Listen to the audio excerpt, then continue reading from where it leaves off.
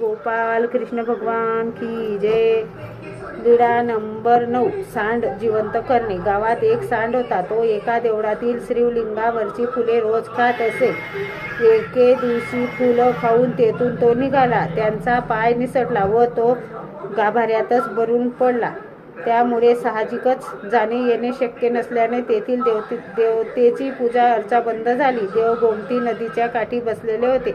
तेव्हा पुजारी व गावातील महाजन देवाजवळ धावत गेले. दंडवत घालून श्रीचरणा लागले.